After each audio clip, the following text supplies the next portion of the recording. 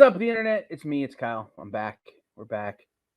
This is part 3 of our post-it anniversary celebration here on The Experience.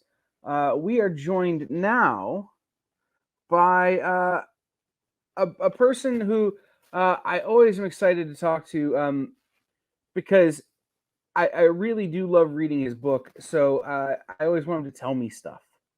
So hopefully he'll tell me some stuff. Ladies and gentlemen, Marvin Nguyen from The Edge. How's it going? What's up, man?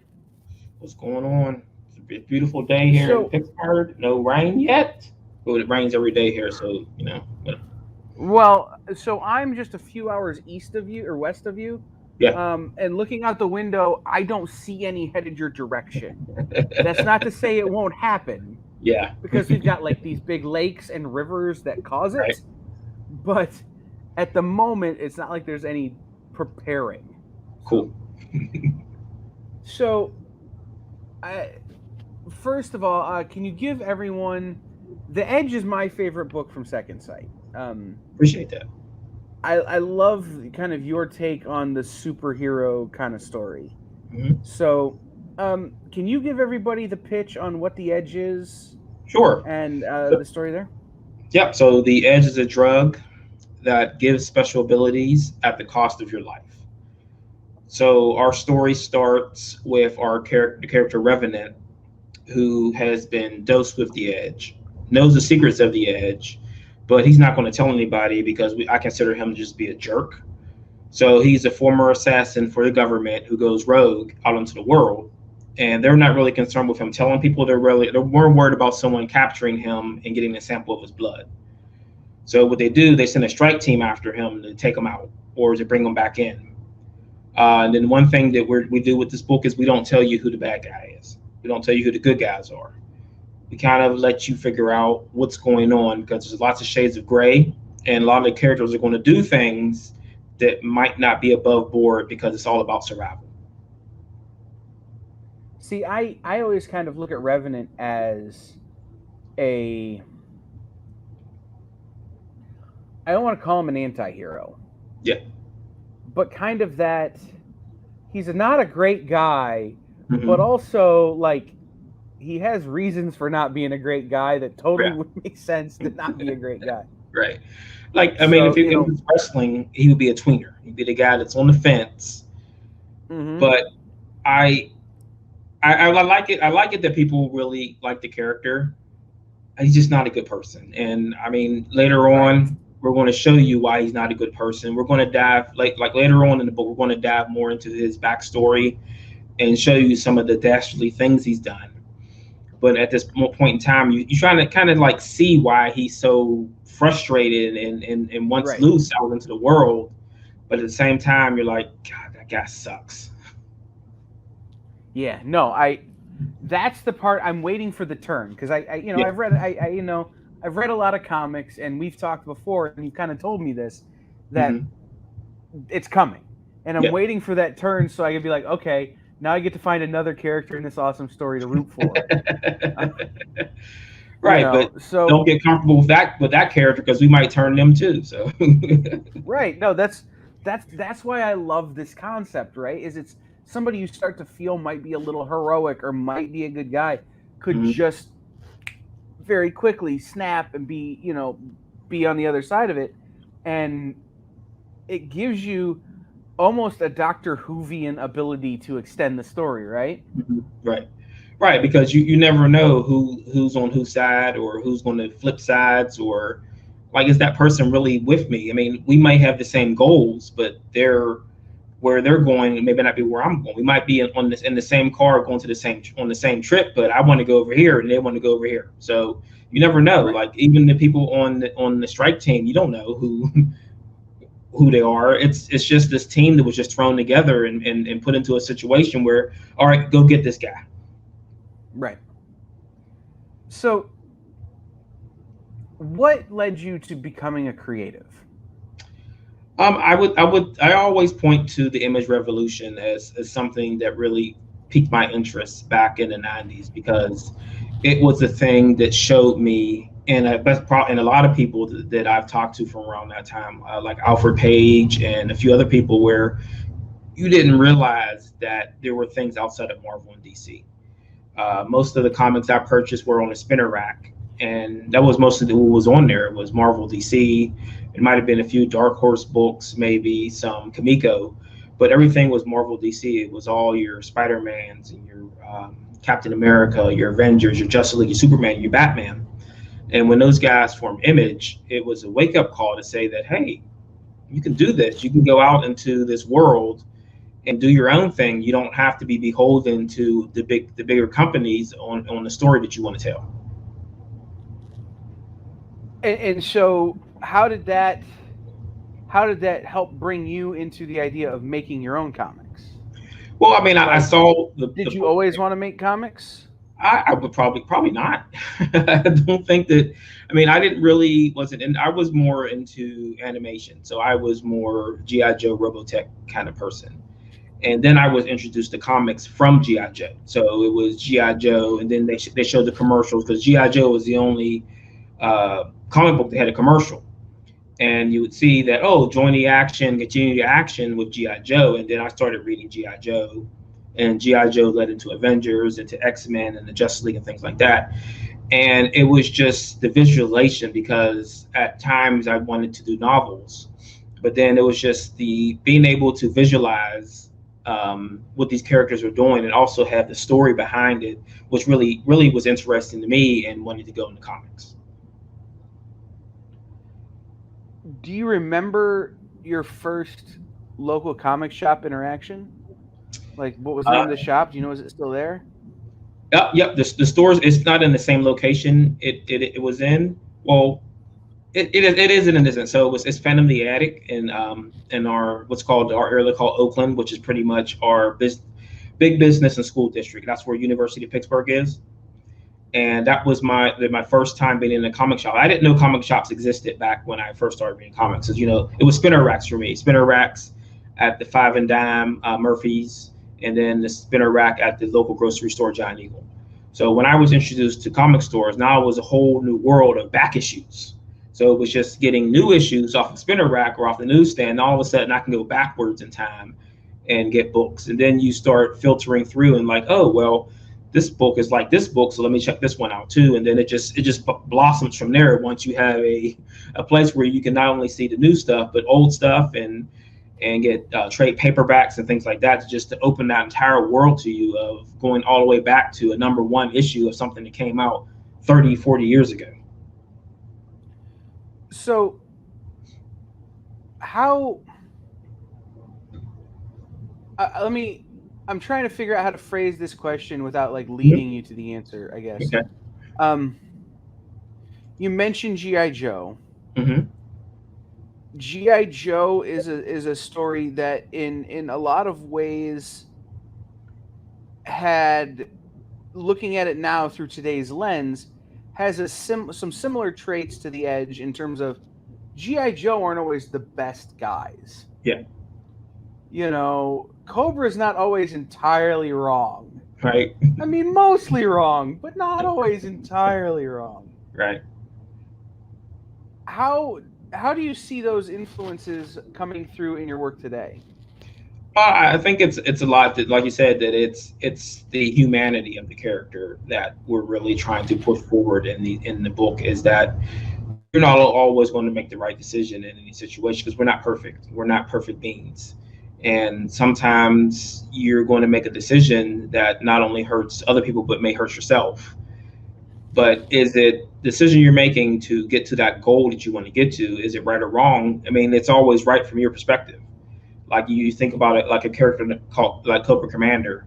Things were right to him from his perspective because he wanted to rule the world. So if I want to rule the world, I need to do what I need to do to rule this world. And he'll always say that I'm not trying to rule the world to make things bad. I'm trying to make them better. Right. Exactly. I mean, and it's sometimes G.I. Joe was a little heavy-handed in the way they dealt with Cobra. So he had a legitimate gripe.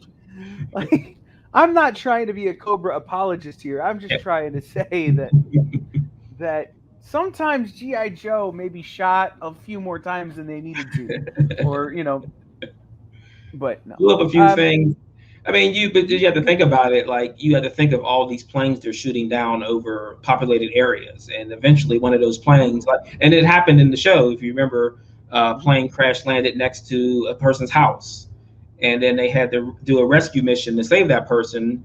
And then the person got mad at GI Joe, not Cobra. He didn't want revenge, right? So, and that's exactly it. Like, you don't know what your what the consequences of your actions are, and that when you're fighting these battles, it's the collateral damage that sometimes that you have no control over that's going to cost you later on. Right. Absolutely.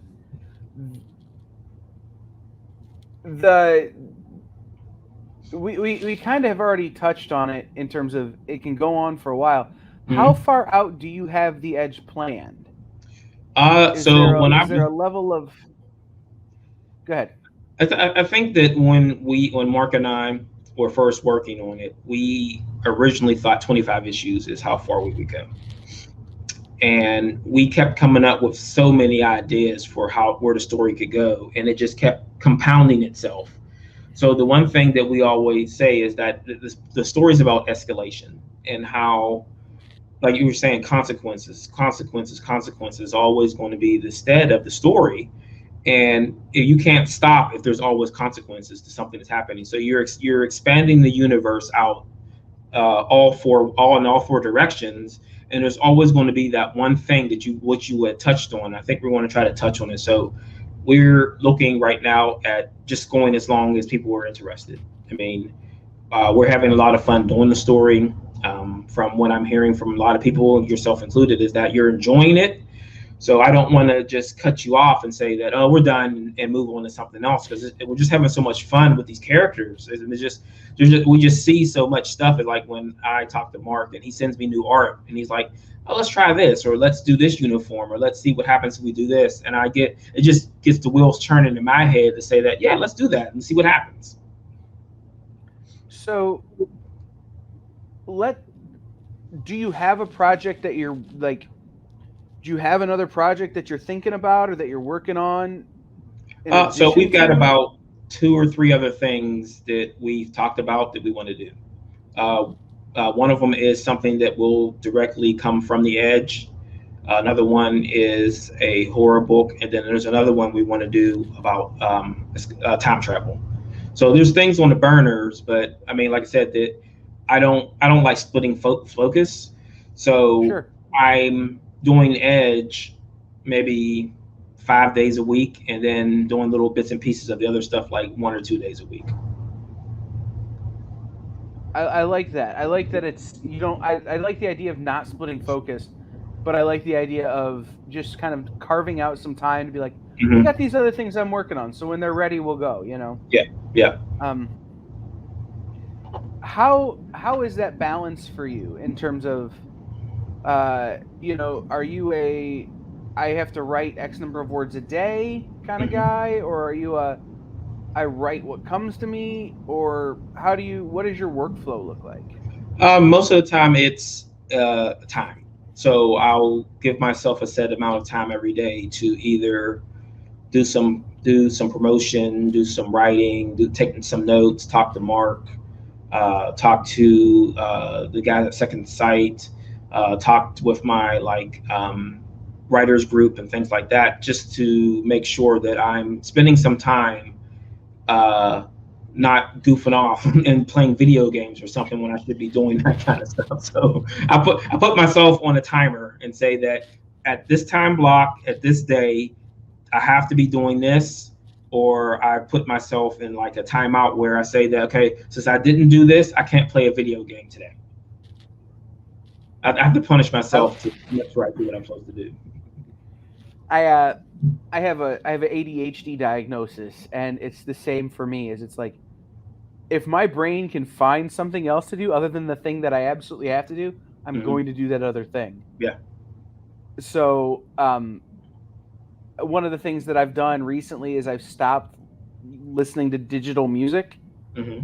So if I can listen to it on Spotify or iTunes, I can't listen to it at work. Yeah. Because I'll lose 2 hours just skipping songs until I find that one perfect song that I want to listen to, or I'll look at my phone and I'll pick a song, and then I'll go over and I'll open up Pokemon Go, and next thing I know, I've been playing video games for an hour and a half. Yeah. You know. So I mean, that's So why there's only I only have 2 games installed on my phone, and those are the only 2 things I play. Because if I start playing, like they have all those Marvel games, and they have the squad game, and if I start playing that, I'll get sucked into that for hours, and it's one of those things where it has energy, so I'll be playing it until I run out of energy. I'm like, no, stop it, get off this game, because I just like uninstall it, because I'm just going to sit here and play it. It's true. It's super true. My Switch, the thing that has actually helped me be most productive recently is I took my record collection into work, and in my studio is my record collection and turntable. It's so cumbersome to change the music when I need to change the music that it forces me to focus on my work. So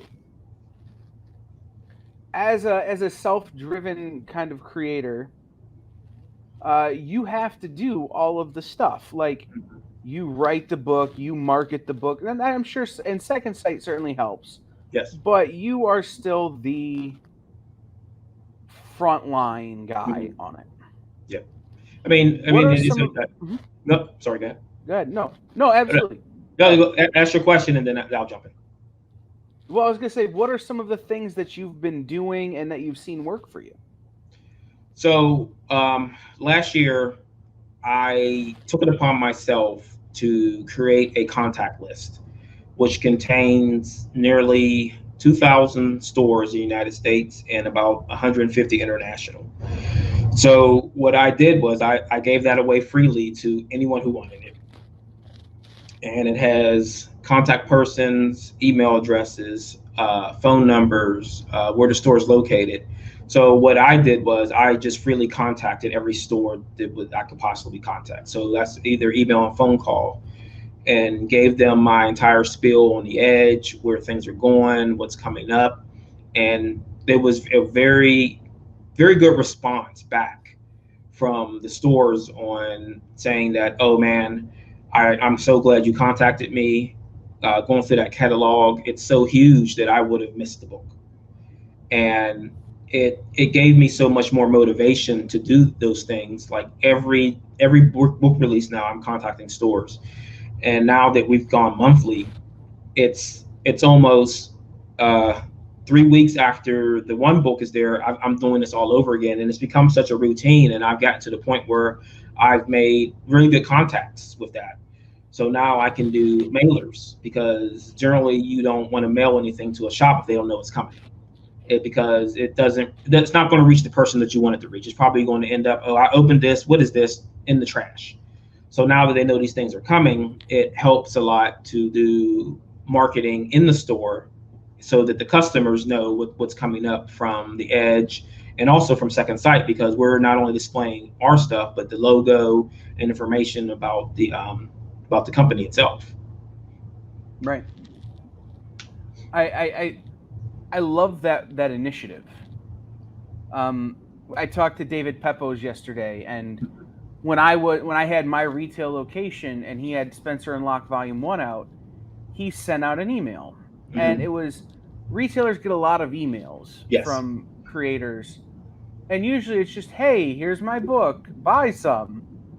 It's very rare that it's anybody is following up after a book has been successful and just checking in and kind of giving you the spiel ahead of time of what the thing is and how it's going to go, and giving you a playbook for it. Mm-hmm. And so I love the initiative, and I love the way you'd approached it. And I think it's super commendable that you shared that with whoever wanted it. Yeah. Because it would be really easy to take that data and be like, mine. Yeah. Or charge people for it, or say that, hey, slap me $5 through PayPal, here's the list. No, I mean, and the reason why I did it like that, and the reason why I continue to try to assist people who need this kind of help, is that no one helped me when I started. It was almost like there was a lock and key with the information, and no one wanted to share it. Back then, this was back in the Miracle Online days, when everyone was was printing through Quebecer and things like that, going to Canada. Mm-hmm. And then you had a big boom of all these other printers coming up, and everyone was trying to scramble to figure out difference between offset and digital printing. And no one had a guide for that kind of stuff. No one knew about CMYK and RGB. So I mean, it's one of those things that I wanted to gather all that information and share it freely with everyone, because you never know who that person is who's struggling with this kind of stuff and will give up because they don't know.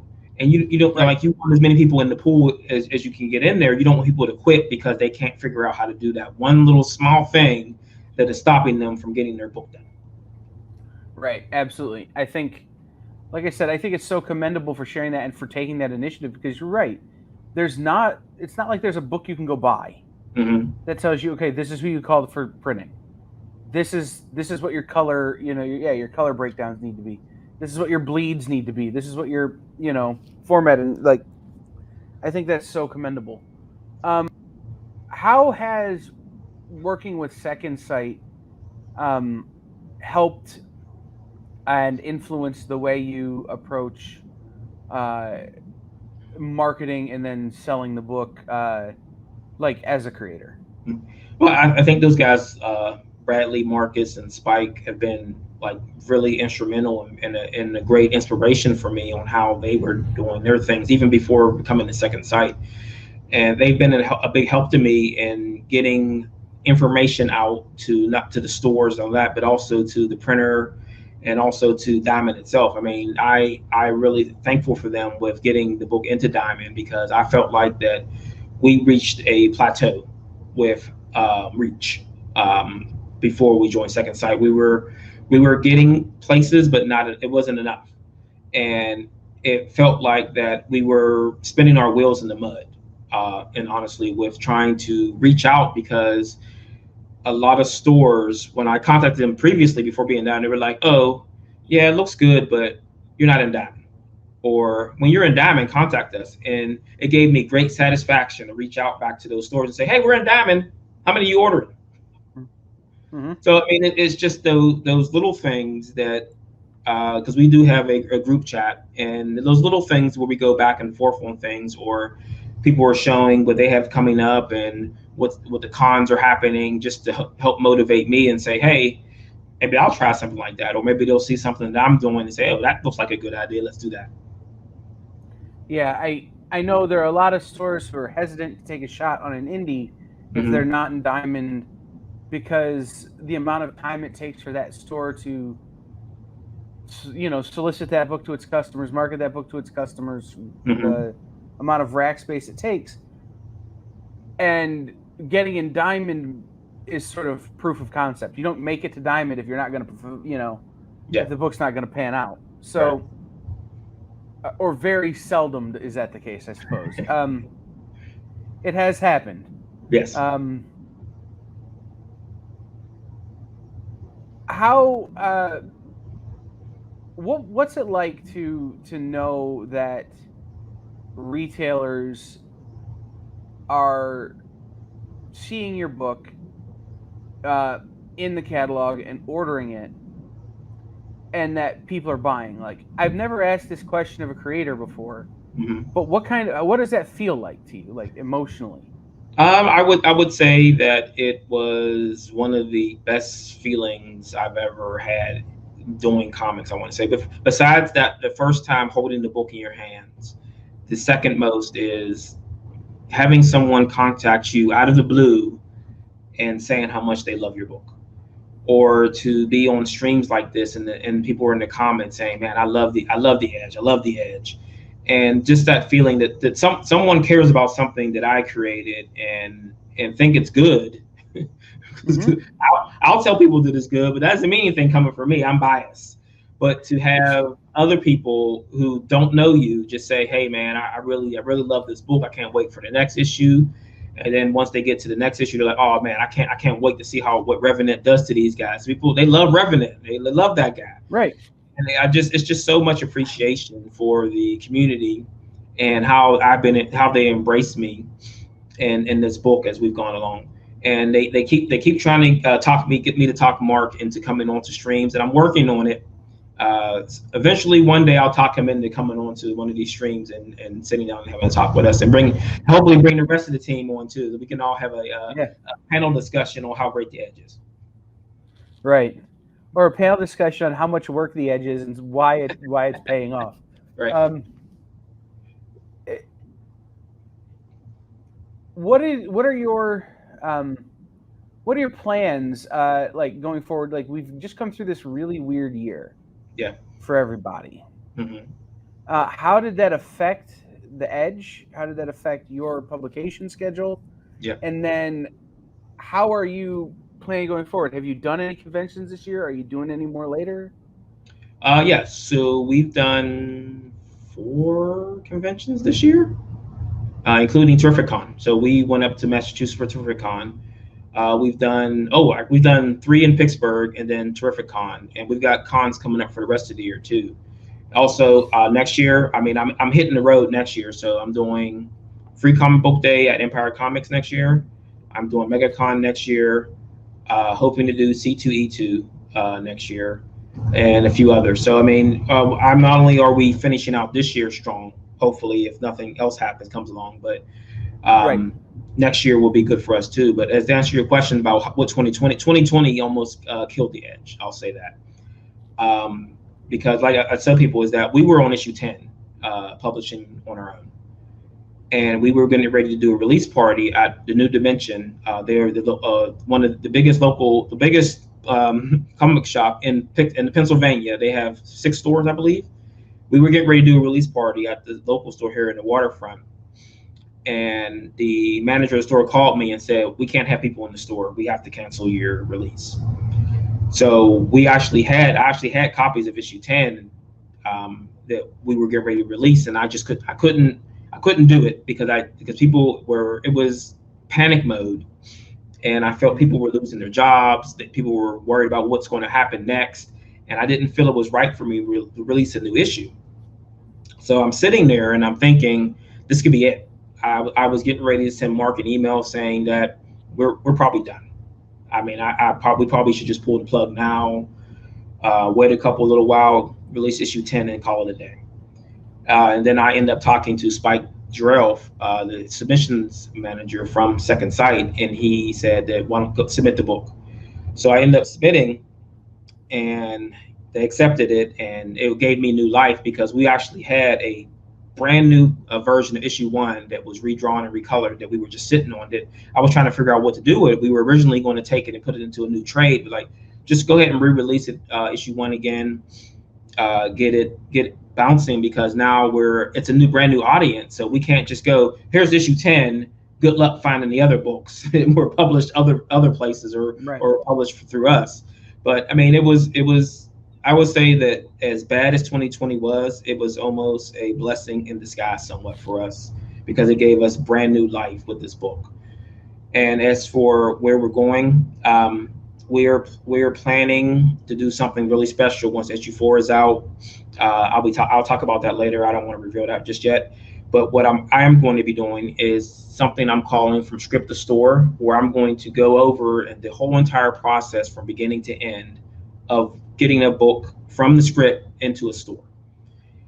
So it's going to be the scripting, talking to Mark about the art being finished, handing it off to Luis to do colors, handing it off to James to do the lettering, and just the whole entire process and all the blood, sweat, and tears that we endure going through that entire process as we kind of do checkbacks and say that, no, that doesn't work, let's try this instead. Or me trying to figure out how something works, and then Mark just grabbing his pencil and saying, let's just do this, and just changing the whole entire panel that I had. And then me looking at it and go, oh yeah, that works better. Mm-hmm. So I just want to open that door and show people what the process is, and just show you that it's not just snap your fingers and done. Right. Oh, absolutely not.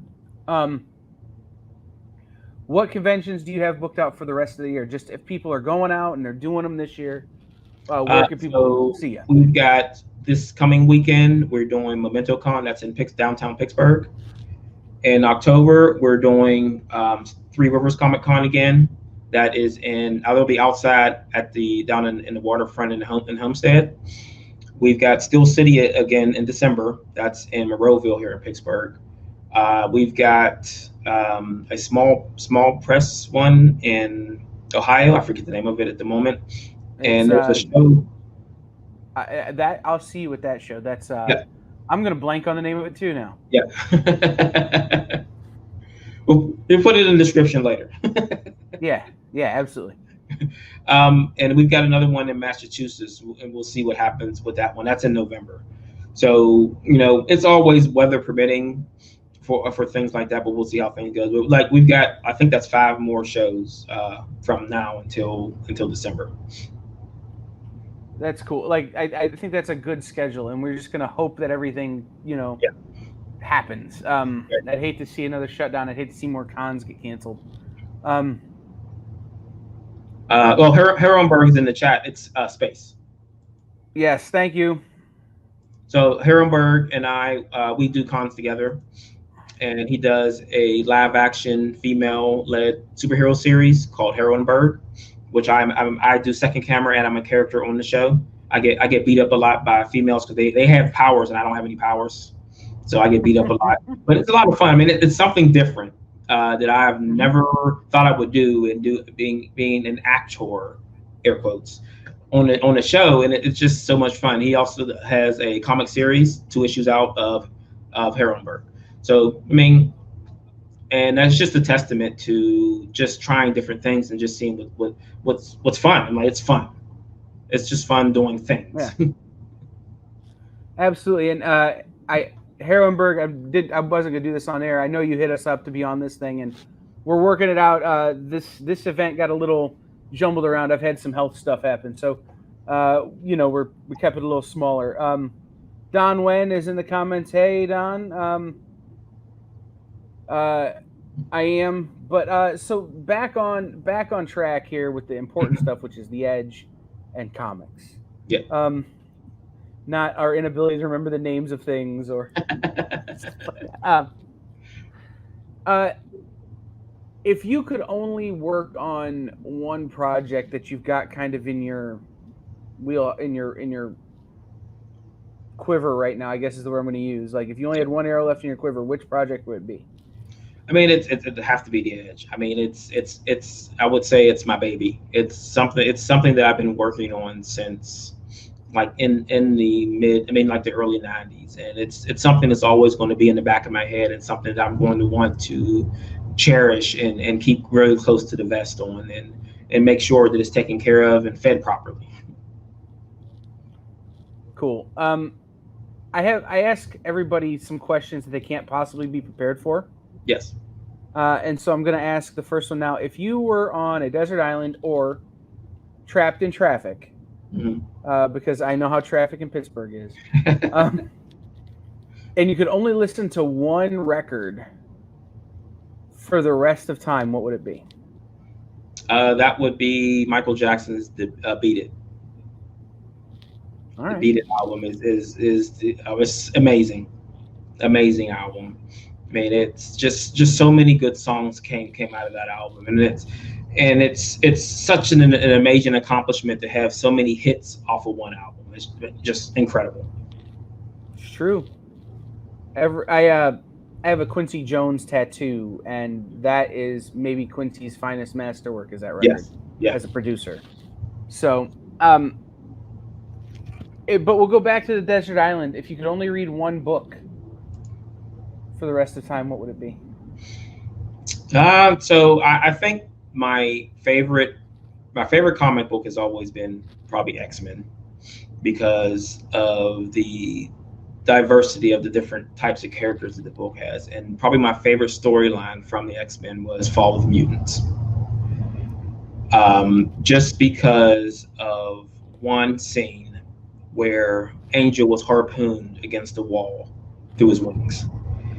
And it's one of the reasons why I do some of the things I do in the Edge, where you have this amazing gift and it's taken away from you, and you go to rock bottom, and then you try to figure out, how do I get back to who I was? And that's one of the things that goes through the Edge is we do that to one of the characters where we say, "You're done. Now do something about it." Yeah. And that cover that you're talking about too, where that's one of the most memorable X-Men covers of all Yes. time too. And then still on the desert island, you can only watch one movie. What would it be? Infinity War. Even though it ended on a bad note, it's just so an amazing film, and I love that they were able to make the villain the focus of the movie because Yeah. you had already built up the other characters so much that you didn't have to give them any arcs. This Thanos arc is the Thanos is the whole entire protagonist of that story, and it's amazing. Mm-hmm. Okay. I can't watch Infinity War without immediately watching Endgame after. Yeah. I always equate it as to only doing half of your math homework and expecting full credit. Right. I mean, that is certainly a 2-part film. Yeah, but it's funny because we were sitting in the theater and we were getting ready to leave, and most of the people sitting there were bawling their eyes out at this movie. And my aunt turns to me and she goes, "Is that it? Did they just end it with the bad guy winning?" Because even going up to that point, you're like, "Oh, they're going to stop this guy. He's not going to get all those gems." And then he has all the or stones. He has all the stones, and he snaps his fingers. You're like, "Wait a minute, that's not supposed to happen. Bad guy doesn't win. What's going on?" Right, absolutely. As a writer, is there someone outside of comics that you would say is a big influence on you as a writer? I would say that probably Stephen King, probably, and it's not for the book that people would think. It's The Stand. I think The Stand is something that really influenced me. Again, it's that you want to say the drug, the disease, or whatever it is that's decimating the planet, and people are choosing sides, and then it's war. And you know that in any situation when people have to choose sides, there's always going to be that battle that's coming because one side has to dominate the other side. So it's always going to be The Stand for me. That is probably one of the biggest influences in the way that I want to craft a story. I like that. I like that answer. And I bet a lot of folks would say that Stephen King has a big influence on their writing, especially people who are working in comics these days. Yes. When you look to the future of the comic industry, you're an independent guy. Like you're with an independent publisher, creator-owned publisher. You've been making your own book, yourself. Do you feel like the creator-owned and the independent style is the future the way it certainly appears to be right now? I think it is, and I think that's kind of a question that we could probably talk about for hours. And that you see the way that the bigger guys, the Marvels and the DCs, emulate the way that the creator-owned process happens.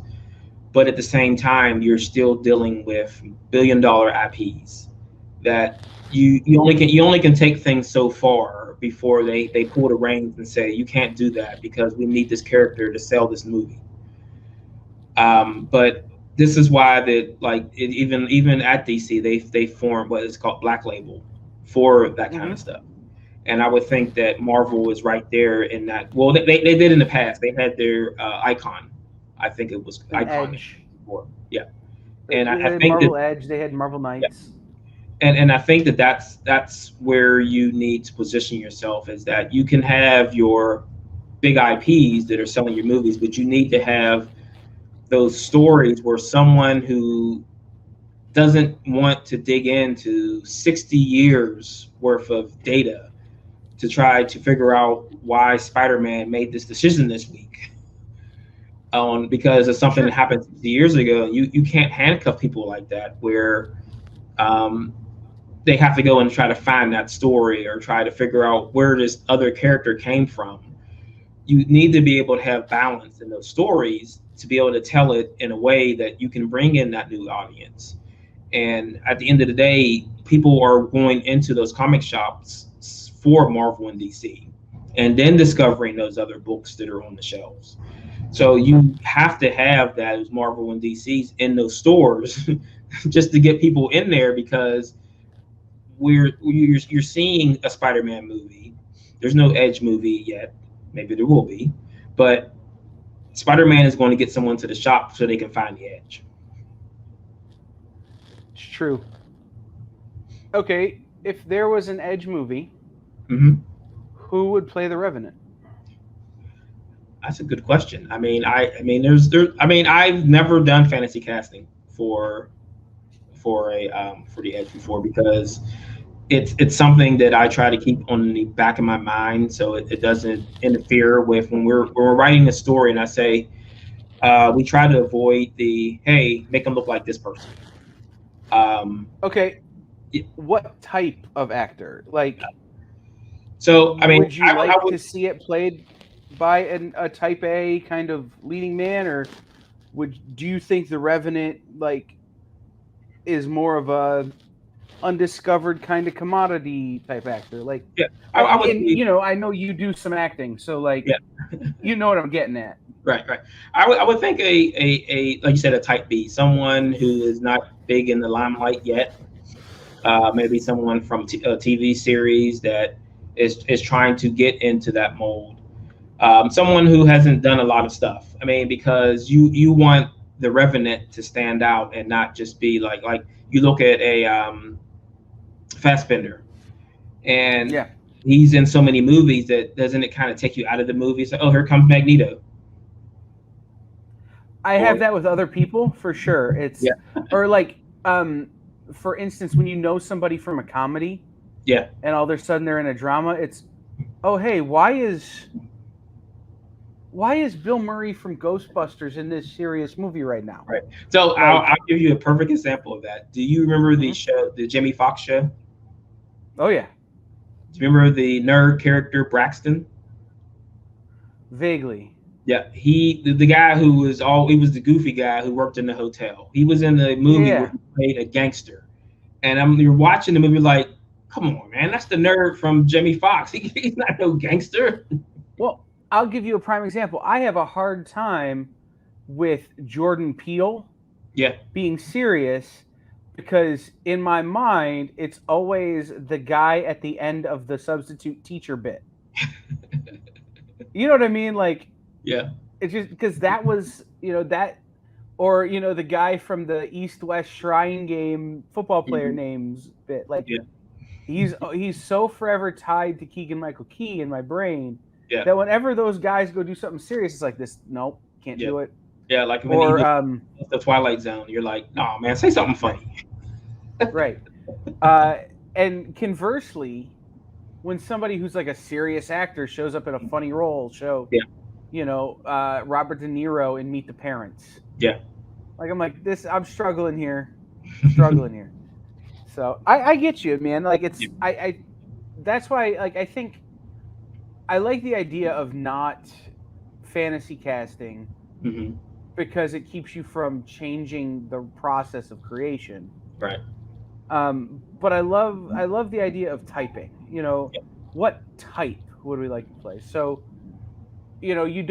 nobody thinks of, nobody really thinks about type. They just go, oh, I want him to be Vin Diesel or whatever. Yeah. Pick a guy. You pick a type of person. So. Yeah.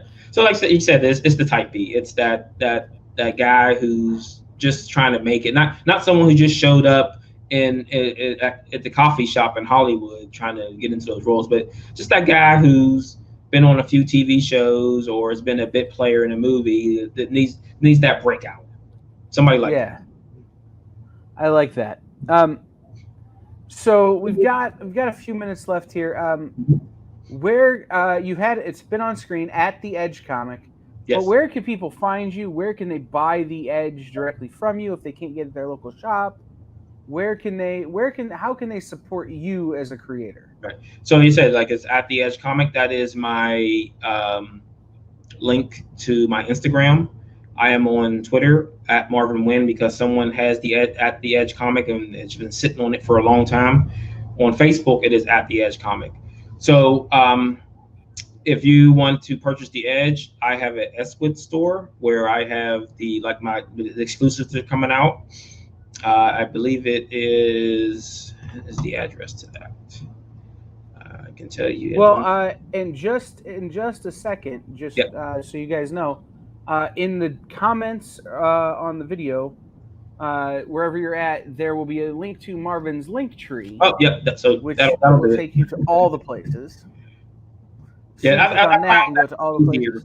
Yeah, I found that easier than the trying to spell out things and somebody's like sitting there like, oh, let me hurry up and write this down.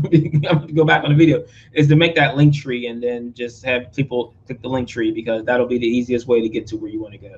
So we actually just started working with Loose Collector. They used to do customs and now they're doing full-fledged action figures. We're working with them right now to do a G.I. Joe scale Blaine action figure. So that is up for pre-order right now. So we're going to do a few months of pre-orders and then we're going to do a Kickstarter, Indiegogo or something like that to bring the other characters to life. Do you have a crowdfunding preference? Do you prefer one over the other? Since I've never done one, I will not say. I mean, I am of the mind that why not do, if you're going to do it, do both. I mean, get all the options that you can and see what happens. Like eventually you'll shake that tree and pick one or the other, but I mean, why not try all of them if you can? Yeah, I didn't realize you hadn't done crowdfunding before. Yeah. It's interesting. You're one of the few independent creators that I've talked to recently that haven't. At this point, it's almost so ubiquitous. Yeah.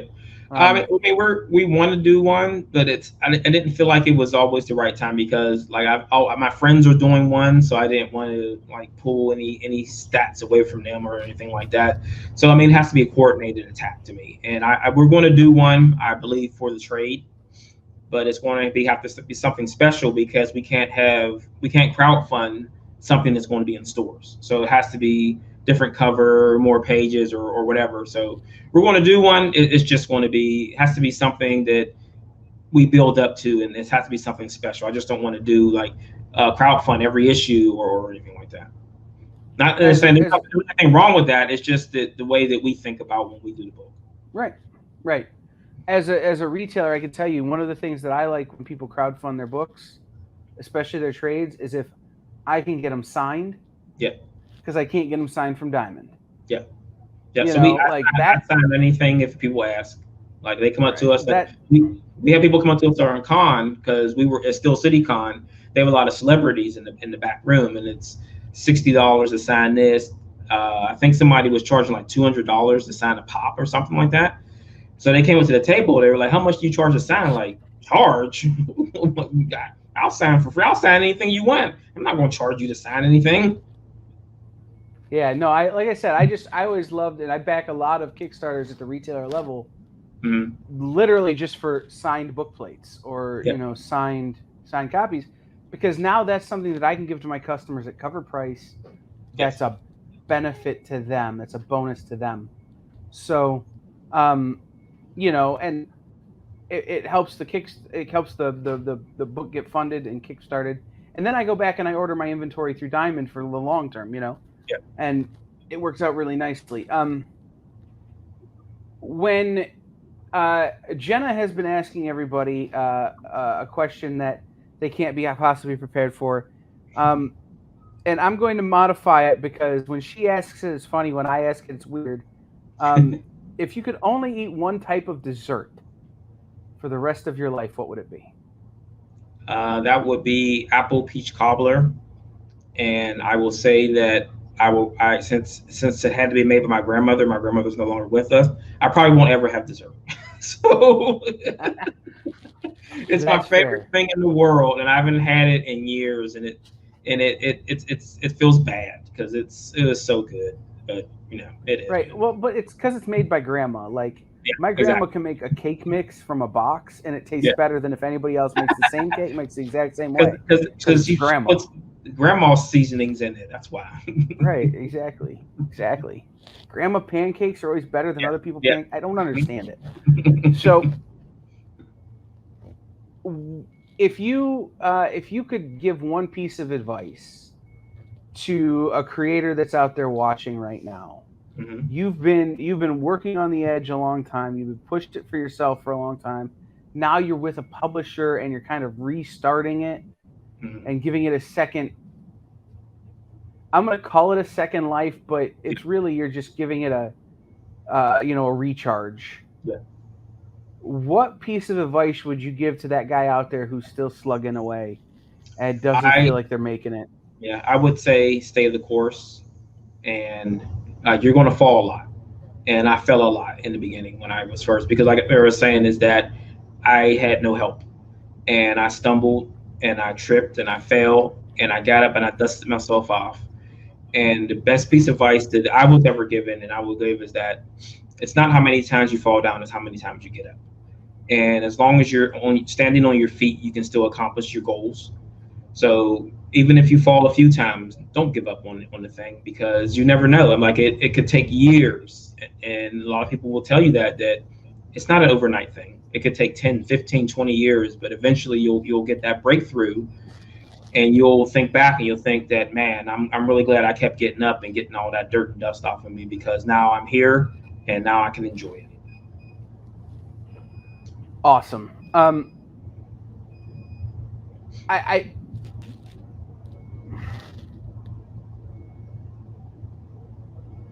The question of the future, I keep looking towards the future. I keep looking at the next step in the industry and the next step.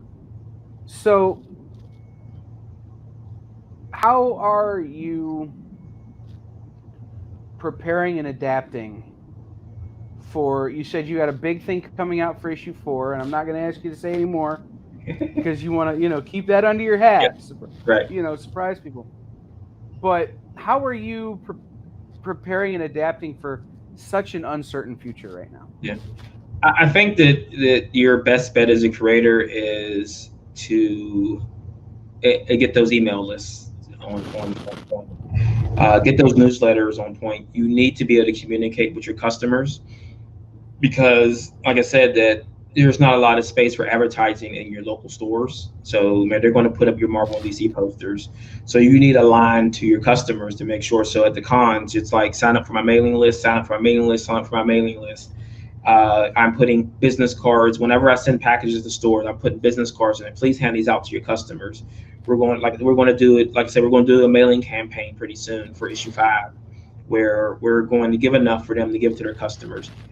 And have them sign up for newsletters. Like, you need communication based. So I think communication is the key to the future of comics, and making sure that even if something catastrophic happens and stores close, that you can still reach your customers and let them know that you're still out here, and that they can. And if they find a new store, if they want to, or they want to order online, they know that the book is still being published, because it's like you said, you're getting a little bit into that mode of, how do I let people know these things are going on?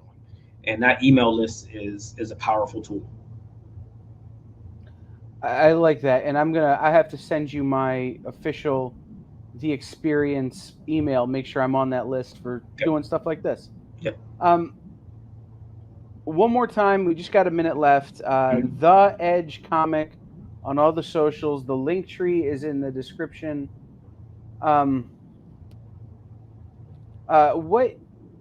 What is the single biggest thing someone out there who's watching this could do right now to help you continue to create the edge? Get those pre-orders in through Diamond. I mean, that tells the stores and that you are really interested in the book. This past week, I know a lot of people missed the FOC, and their stores didn't put orders in, so now then they had to do reorders. So I mean, get those pre-orders in. Hook up with me on Facebook, on Instagram. I'm always willing to talk to customers and fans. Hit up the Edge website. That's theedgecomic.com. If you want to buy some exclusive stuff on there, I mean, I've got books up there right now. I'm going to have more up there as exclusives come in. I'll be putting them up there for people to purchase. I sign everything for free, so I mean that's sort of fun. This recently we did a exclusive for Rod the Rican, his YouTube channel. They sold out really fast, and I included a print for free, and I had to sign 200 prints. So I took a whole entire afternoon. Buying a house. Yeah, it's like Marvin Nguyen.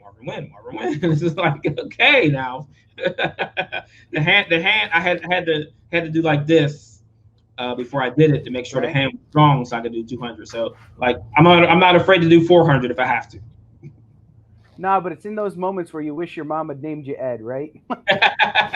Giving you a short name. Well, I don't sign Marvin Nguyen. It's Marvin W. Everyone else. So I saved myself a couple letters on there. When I first got into media, the first thing they taught you was never sign your name so people can read it. Yeah. Because then, you'll just be signing autographs at an event or whatever because they think you're famous and whatever. And then they're going to try and find you on social media and ask you for stuff. So I no longer sign my name. I actually have an official mark. Yeah. And it's the dumbest thing I've ever done, but it saves me so much time. So, Marvin, I want to thank you for coming in. I love The Edge. Like I said, it's my favorite book at Second Sight. Don't tell Bradley that it's not his book. Marcus will see this later and he'll yell at me, but I'm fine with that. So, thank you so much for coming on and being a part of this. It's been fun, and yeah, absolutely. Anytime we can, I'll see you at Space in Columbus for sure. Yeah. All right. Thank you. All right. Thank you. All right, guys. That was Marvin Nguyen from The Edge at Second Sight Publishing. We will be back in just about 2 minutes with a person who likes to be called America's Tom Zoller. I'm going to ask him about Canada's Tom Zoller and see what he says. We'll be back in just a few minutes here on The Experience.